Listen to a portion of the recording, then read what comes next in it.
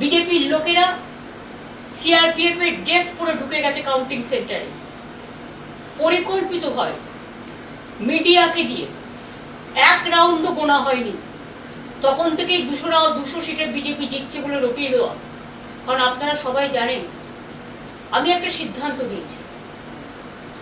আমি দুঃখিত, আমি সব সংবাদ মাধ্যম খারাপ একথা নিশ্চয়ই বলবো না, কিন্তু এখানে ব্যতিক্রমীও কেউ নেই, মানুষ শুধু ব্যতিক্রমী। আজকে যদি আপনারা জিতেই থাকে জোর করে, লুট করে, ভোট লুট করে, মানুষের নাম বাদ দিয়ে, এবং বেলা 11টার পর থেকে কাউন্টিং সেন্টারে কাউকে কাউন্টিং এ এজেন্ট ঢুকতে দেননি। আপনারা এজেন্টের আইডি কার্ড কেড়ে নিয়েছেন।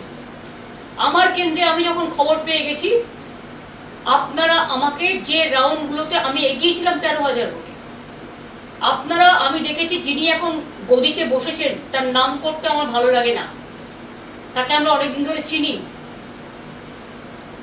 তিনি নিজে বসে লুট করছিলেন, ডেটা সেন্টারে বসে আমি নিজে দেখে এসেছি।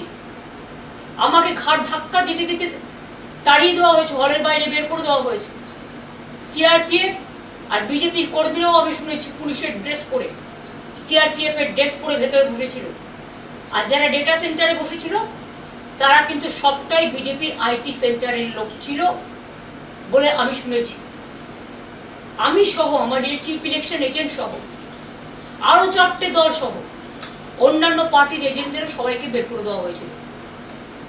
তারপরে রেজাল্টটা ডিক্লেয়ার করেছে জেতার জায়গায় হারা, হারার জায়গায় জেতা। এই পাশাটাই উল্টেছে প্রায় 150 সিটে, এবং সেটা না হলে আমরা 220 থেকে 230টা সিট পেতাম। মানুষের জন্য দোষী নয়, মানুষের জন্য দায়ী নয়। আর যদি সত্যি আপনারা জিতে থাকতেন তাহলে মানুষের মধ্যে আনন্দ কেন নেই? মানুষের মধ্যে স্বতঃস্ফূর্ততা কেন নেই? কেন বাংলা আজকে লুম্পেনদের হাতে ছেড়ে দিয়েছে, যারা মাথায় ফেট্টি পড়ে আর মোটর বাইক নিয়ে লুট করছে মানুষের ঘর, পার্টি অফিস লুট করছে, বাড়ি লুট করছে, মা বোনদের আত্মসম্মান লুট করছে। মহিলা ধর্ষিত হবার পরেও ভগবানপুরে মুখ খুলে বলতে পারিনি, মন খুলে, যে আমি ধর্ষিতা হয়েছি। কারণ সেখানে বিজেপি কাকে নামিয়েছে?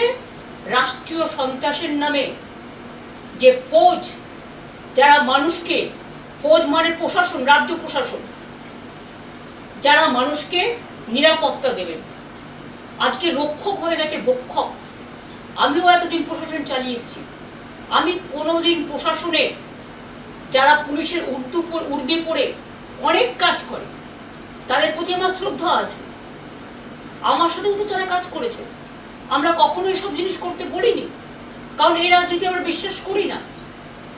যার জন্য 2011-তে পরিবর্তন হওয়ার পরে আমরা রবীন্দ্রসঙ্গীত বাজাতে বলেছিলাম, নজরুল সঙ্গীত বাজাতে বলেছিলাম, আর এবারে তো রবীন্দ্র জয়ন্তীটাই পালন হলো না। আমি নিজে পারমিশন চেয়েছিলাম, দেয়নি। আমরা তখন আমার নিজের বাড়িতে এখানে আমরা রবীন্দ্র জয়ন্তী পালন করেছি।